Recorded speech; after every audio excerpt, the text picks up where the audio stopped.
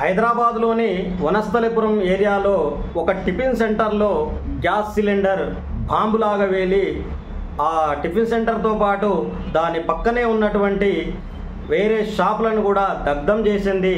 అగ్నిమాపక చర్యలు వేగవంతంగా వచ్చి మంటలను ఆపేసి ఎటువంటి ప్రాణ నష్టం జరగకుండా తెలంగాణ ప్రజలకు మేలు జరిగే విధంగా ఈ కార్యక్రమం అనేది అగ్నిమాపక వ్యవస్థ పటిష్టంగా వేగవంతంగా ఈ కార్యక్రమాన్ని ముగించింది.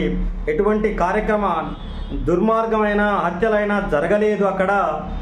కేవలము ఇది టిఫిన్ సెంటర్ వాళ్ళ నిర్లక్ష్యము, టిఫిన్ సెంటర్ వాళ్ళ పనితీరులో సరైన పద్ధతులు పాటించకపోవడం వల్ల ఈ గ్యాస్ సిలిండర్ పేలిందని అధికారులు విచారణ దర్యాప్తులో భాగంగా వెల్లడించడం జరిగింది.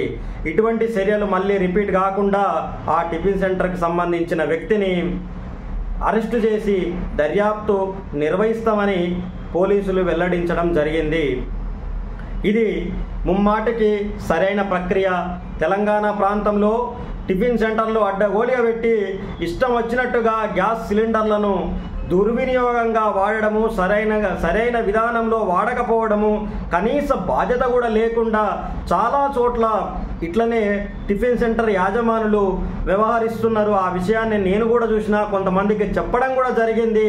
వీళ్ళపైన శిక్ష వేస్తే సరైన శిక్ష మిగతా వాళ్ళు మేల్కొని ఎటువంటి ప్రాణ నష్టం జరగకుండా తగు జాగ్రత్తలు తీసుకొని టిఫిన్ సెంటర్లను జాగ్రత్తగా నడుపుకుంటారనే విషయాన్ని నేను మీకు గుర్తు చేస్తున్నా.